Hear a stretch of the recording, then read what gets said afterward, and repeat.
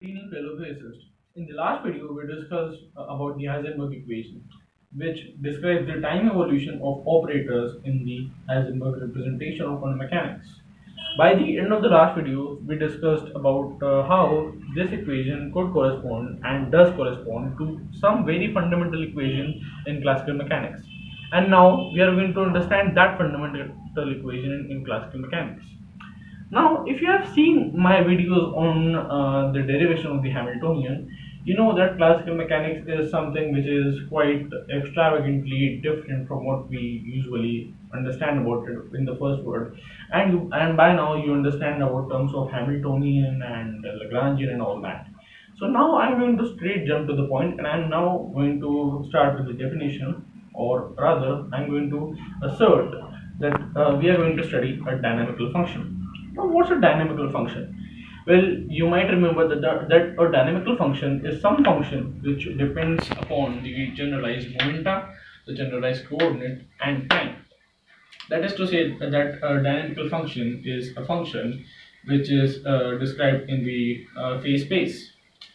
Now, to study how it evolves in time, we need to take its derivative with respect to time, obviously. So, now, if you want to take its derivative with respect to time, what we have to do is simply take its derivative and apply the chain rule, the multivariable chain rule. Or actually, I should say that at this step, we are taking the total differential coefficient of this function f with respect to time. So the first term is basically df by dq, the partial of f with respect to q, and then we have a total differential dq by dt. Then similarly we have a partial differential of f with respect to p and a total differential of p with respect to t, and finally we have a partial differential of f with respect to t and the total differential of t with respect to t, which is 1. So basically I'm not written anything in front of that. Now remember Hamilton's equations. What are those? Basically we have dq by dt, or the generalized velocity, being equal to the partial derivative of the Hamiltonian with respect to the generalized momentum, and the total time derivative of the generalized momenta being equal to negative of the partial differential of the Hamiltonian with respect to the generalized coordinate. So these were basically Hamilton's equations. If you want to understand how they come into being, you can see my videos on there in the Hamiltonian. But now I straight jump to the point. What is this thing over here? This is basically q dot, and this is basically p dot. So I could say that q dot of this place over here is actually the same as this thing, and this is basically the same as this thing over here. Now I make these substitutions into this equation, and so what do I get? Well, what I get is over here df by dt equaling the partial of f with respect to f times dh by dp. Remember, q dot, which is dq by dt, is equal to ds by dp. Hence we have this thing over here, and then we have the partial of f with respect to p times dh by dq, and again remember that p dot is equal to minus dh by dq. So I have taken dh by dq over here and I have put a minus sign over here, and finally df by dt remains unchanged.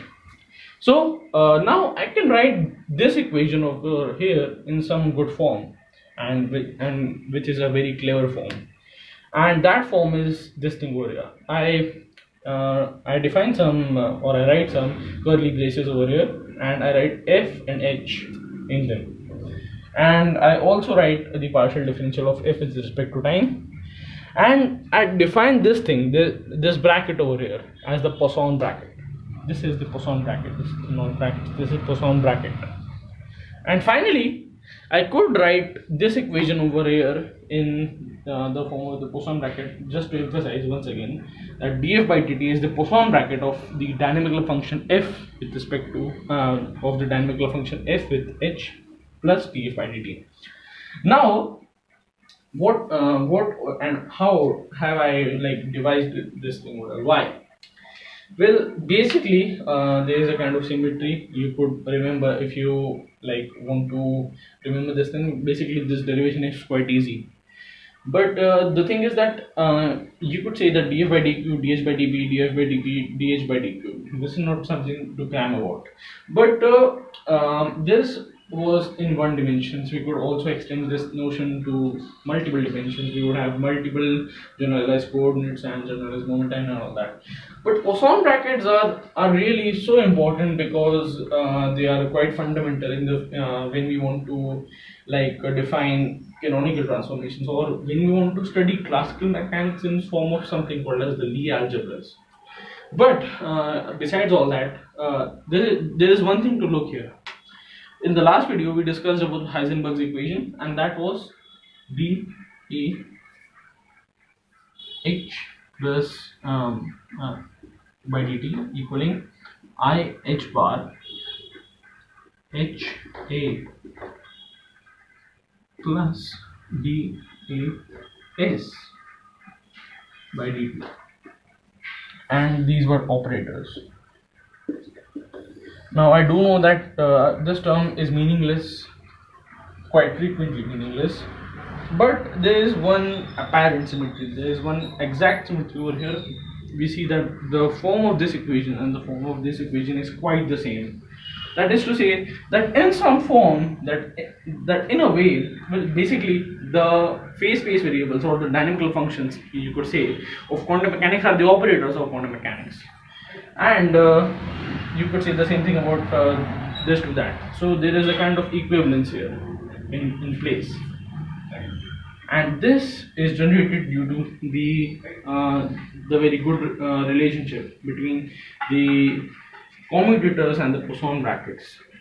And that is why, well, we will see in the next video, that is why people say that Poisson brackets and commutators are really are like brothers, because if you want to formulate or quantize a classical theory into a quantum theory, you need to change from Poisson brackets to commutators. And in the next video, we will develop on the upon the classical correspondence principle of quantum mechanics. Thank you. If you enjoyed, please share it with your friends, and goodbye.